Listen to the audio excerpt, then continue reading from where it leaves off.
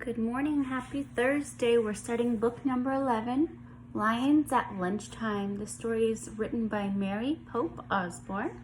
There's Jack and Annie in what looks like a prairie or maybe even a safari. Not too sure.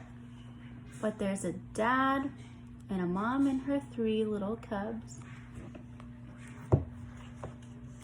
There are 10 chapters in our book. This is our table of contents.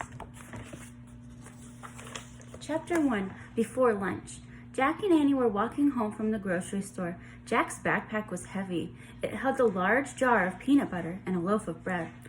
"Are you going to have a peanut butter and jelly sandwich?" said Annie. "Or a peanut butter and honey sandwich?" Jack started to answer but stopped. "Oh man," he whispered. "What is it?" said Annie. "Look at that," said Jack. It looks like some sort of deer up in front of Jack. He pointed to the edge of Frog Creek Woods. In the shadows stood a small, delicate animal. It looked like a tiny deer.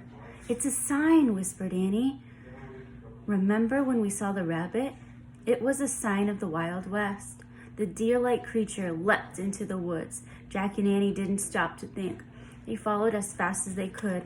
Jack's heavy backpack thumped against his back as he ran. Finally, they stopped and looked around. "Where did he go?" he said. "I don't see her," said Annie. "Oh, wow," said Annie. She pointed up. There was the magic tree house. It was shining in the noon sun. At the top of the tallest tree in the woods, its rope ladder swayed in the shadows below. "Where's Morgan?" said Annie. Morgan Le Fay wasn't waving at them from the window. She wasn't even at the window. "I don't know. Let's go up," said Jack. They climbed up the ladder and went into the treehouse. Sunlight streamed through the window. It lit a stack of books with 2 scrolls in the corner. The ancient scrolls held the answer to the riddles Jack and Annie had solved earlier. Jack took off his heavy backpack. "Did Morgan leave us a 3rd riddle?" asked Annie.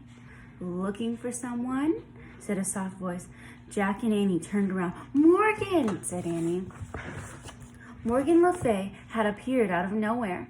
She looked lovely and ancient in the bright light.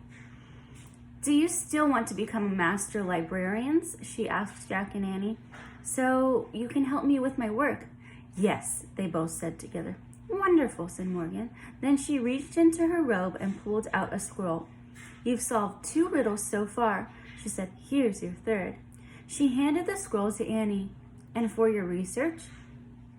She pulled a book out of her robe and handed it to Jack. The book's cover said, "The Plains of Africa."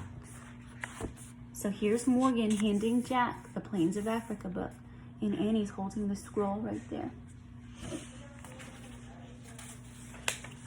"Africa," said Jack. "Oh man, I've always wanted to go there." He opened up the book. He and Annie stared at a picture. It showed hordes of zebras, tall giraffes, big animals with big horns, and tiny deer-like creatures. "Hey, that's the animal that told us to come here," said Annie. "A Thomason's gazelle, I believe," Morgan said.